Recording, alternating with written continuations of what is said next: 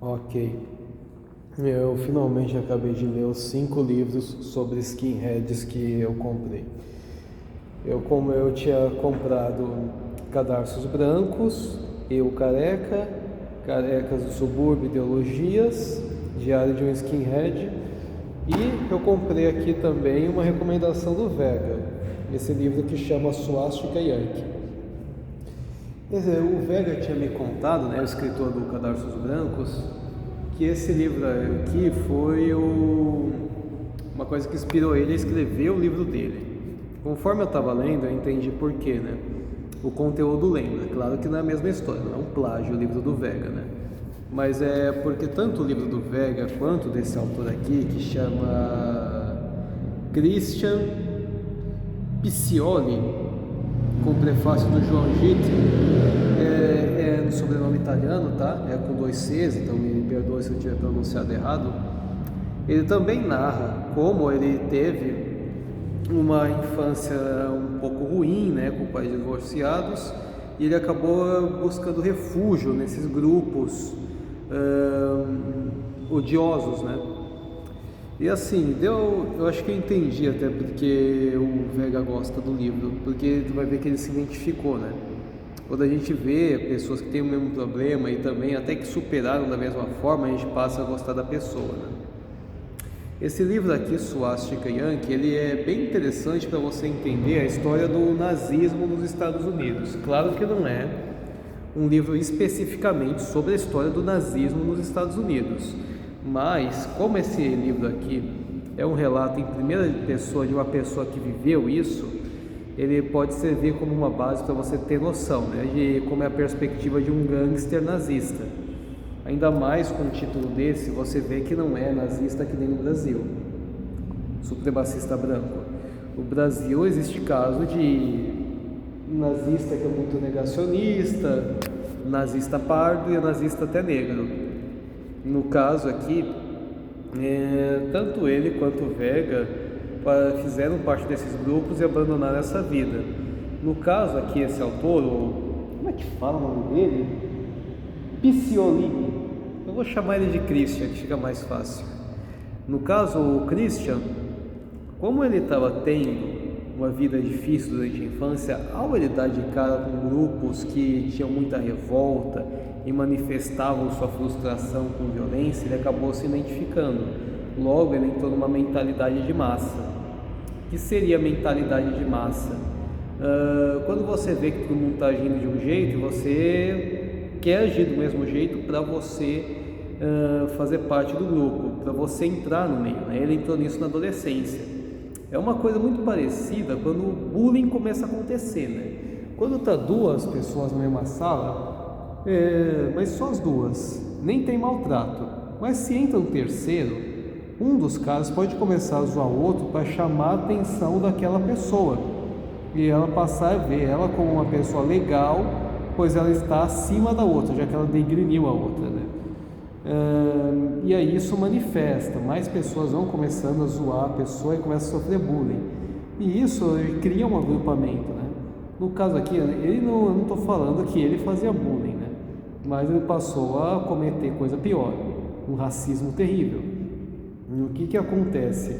Quando ele começou a se sentir acolhido por tais pessoas, tais grupos, né, ele passou a entrar na mentalidade deles, concordar com eles, dar ouvido para eles. Por quê? Porque ao ele querer se afastar de casa, ele começou a sentir que aquilo que era uma família mais decente para ele, vamos dizer assim, uma família mais próxima para ele, porque ele estava se sentindo muito afastado da sua família biológica, né? Porque quando a criança ela passa, é uma coisa que continua na adolescência, passa pelo divórcio dos pais, ela se vê como um objeto de disputa, né? Porque os pais provavelmente falam mal um do outro, ou nem querem falar, não olham na cara do outro, e o filho é dividido como um objeto, né? Esse tipo de coisa causa, por exemplo, muita depressão infantil. Pessoas que têm esse tipo de depressão, esse tipo de problema, muitas vezes recorrem a drogas, ou recorrem a grupismos, e no caso dele, ele se juntou a grupismos violentíssimos. Esse livro aqui, ele consta quando vezes que ele foi preso, que amigos foram presos, em que ele entrou em conflito com sharps, negros, né? Movimentos antirracistas em geral. Vale lembrar que nesse livro aqui ele também comenta sobre grupos de skinheads de esquerda que ele entrou em conflito, né? E assim, diferente dos outros livros que eu li, ele não fez citação do Brasil, óbvio, tampouco de bandas brasileiras, mas em algum momento ele teria conhecido o Oi, né?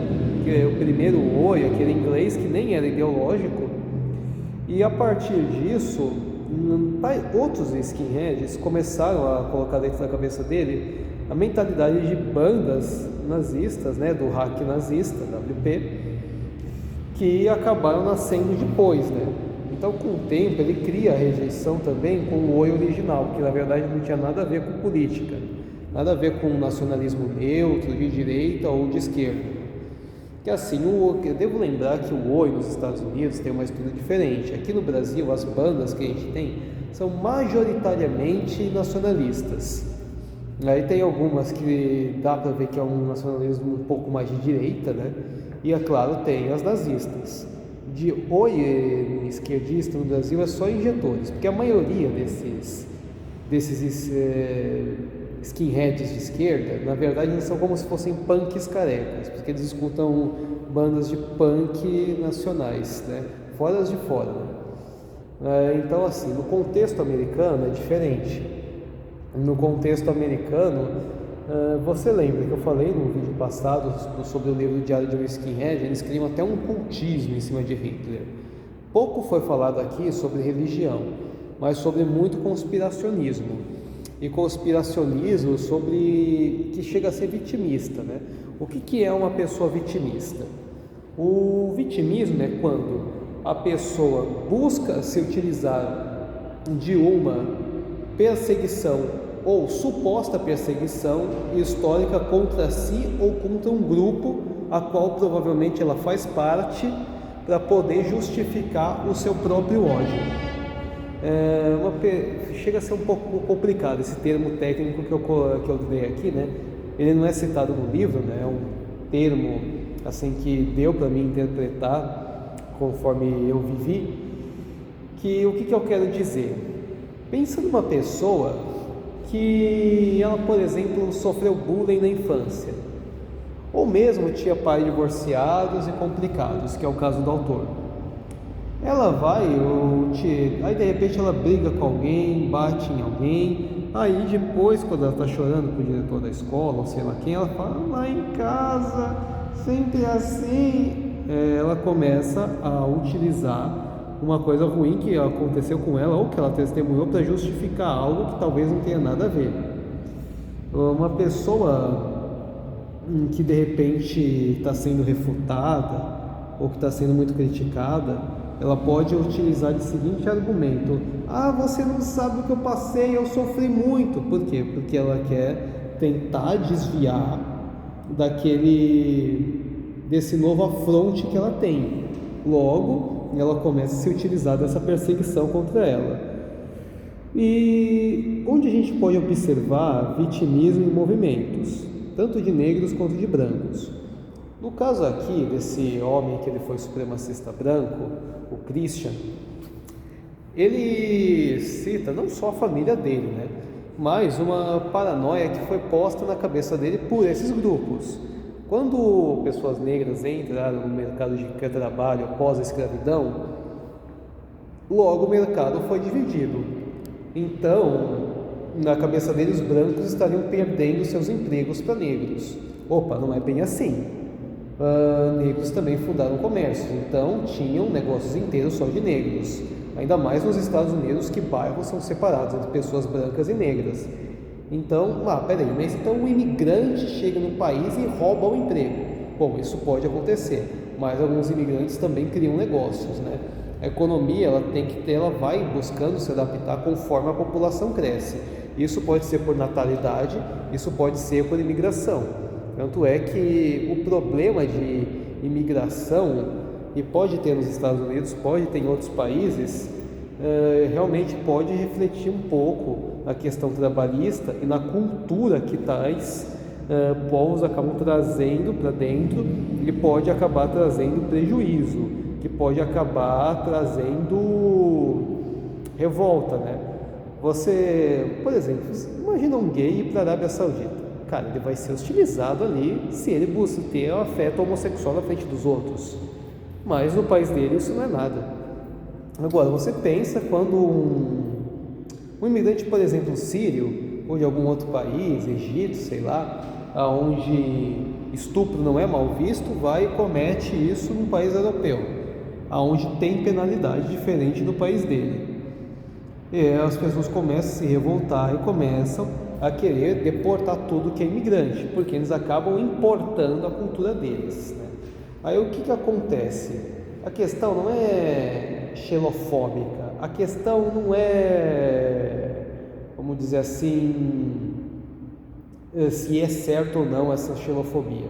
A questão é que a partir desse discurso, que pode ter um fundo de verdade, se tratando da imigração, ele começa a evoluir a uma perseguição a literalmente todos que não são como ele. Ou seja, mesmo que o cara seja simplesmente muçulmano, ele nunca tenha nem nascido em algum país do Oriente Médio, mesmo se um cara seja um negro americano, ele começa a enxergar como uma ameaça. Por quê? Porque ele vê que eles estão tomando um espaço que poderia ser dele. Uma inveja, vamos dizer assim. E você vê que isso acontece com alguns movimentos negros também. Existem movimentos negros que, assim como movimentos brancos, defendem pureza racial. Por quê?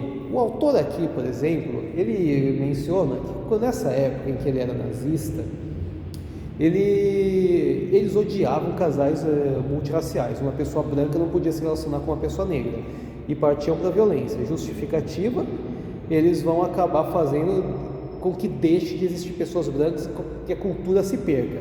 Cara, para as pessoas brancas deixarem de existir por miscigenação, meu irmão, praticamente todo europeu ia ter que cruzar com uma africana. Isso é praticamente impossível de acontecer, fora outras etnias, né? Então, assim, ele começa a ter um exagero muito na sua fala, que segue o seu comportamento e que segue para esse efeito manada a qual ele entra. E você vê que existem pessoas negras que têm discursos similares, né, vitimistas. Elas se utilizam no discurso em que o negro historicamente foi perseguido e foi escravizado, que mora em favela, e começa a ficar desconfiando que todos os outros são racistas, que as pessoas fizeram tais coisas, tais afrontes a eles por racismo, e aí começam a aumentar um discurso para justificar um ódio que eles possam ter contra o capitalismo, contra pessoas brancas, contra governos, pondo racismo em tudo. Cara, só você digitar assim na internet: racismo estrutural, racismo climático, racismo ambiental, eles colocam uma palavra racismo em tudo. Teve até um cara aqui, eu nem lembro quem foi, falou assim: racismo é que nem ketchup, se põe em tudo. Não que ele não exista, né? Assim, saindo da ironia. Então, assim, o que é que levou esse autor, que praticamente entrou em conflito com o homossexual, entrou em conflito com o esquerdista, entrou em conflito com o liberal, entrou em conflito com o mexicano, entrou em conflito com o asiático, entrou em conflito com o negro, entrou em conflito com a porra toda. Uma máquina de ódio ambulante. Ele teve um filho. Olha, curioso, né? A partir do momento que ele viu que ele seria pai, ele começou a refletir se esse filho que ele está tendo ia ser bom se ele vivesse nesse ambiente violento que ele vive, porque ele sabe que ele vive num ambiente que é baseado em violência. Ele pode ser preso a qualquer momento ou morto a qualquer momento. Preso pelo quê? Violência ou mesmo homicídio. ou quem sabe até uma fala, né? Dependendo do Estado americano, pode ter ou não algo pesado, né? Que a lei de liberdade de expressão americana ela é muito grande, então esse tipo de discurso é até um pouco normalizado ali. Você vê que foi a partir disso que ele quis dar as costas a quem ele era. E hoje, ironicamente, né, ele é um manifestante que costuma discursar muito contra o discurso de ódio, ou seja, ele se tornou o oposto do que ele era antes, né? E isso foi através de amor. Você vê que coisa, né? Então, assim, durante esse livro, o livro tem 337 páginas, tá? De leitura, mais ou menos. São letras pequenas, mas dá para ler em um dia. E é mais ou menos uma imagem por capítulo. Uma imagem que é depois no início de cada capítulo, tá? Então não é um livro cheio de imagem, é um livro que você pode ler em 1 ou 2 dias, né? Você vê aqui explicação de grupos nazistas americanos, né? National Front, Ramskins, etc. E aqui, ó, foto dele preso, por exemplo. Então, esse livro aqui, ele é interessante para você analisar como funciona essa tal liberdade de expressão ou racismo nos Estados Unidos. Aqui, ó, ele fez questão de colocar aqui a imagem de um Sharp local, né, americano. E então, assim, não foi assim, o melhor livro que eu li, né? Ainda assim, não deixa de ser interessante. E só para constar, por curiosidade, ele falou no livro que o avô dele era da Força Aérea Italiana na Segunda Guerra Mundial, ou seja, do exército do Mussolini. Dado em conta esse histórico, eu teorizo que talvez ele possa ter se sentido acolhido por aquele povo, ou talvez sentido que deveria fazer parte daquele povo, quase como se fosse uma honra sanguínea, porque o avô dele lutou ao lado do eixo e ele não conheceu o avô dele. Ainda assim, ele sente, não consegui matar o pernilongo, ele sente que ele é parte dele antes mesmo dele nascer, né? E ele gostaria de trazer desonra àquele parente a qual ele não conheceu, né? Mas enfim, apesar de não ser o melhor livro que eu li, o Sumo, não é que ele seja ruim, mas é dentro desse tema que eu estou abordando, né? Dessas leituras que eu andei fazendo sobre skinheads, nacionalistas, de esquerda, nazistas e seus históricos, né?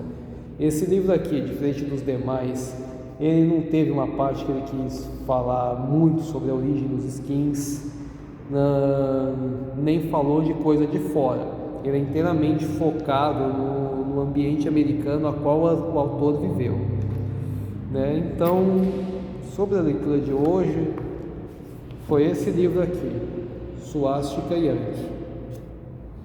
Um forte abraço, fica com Deus.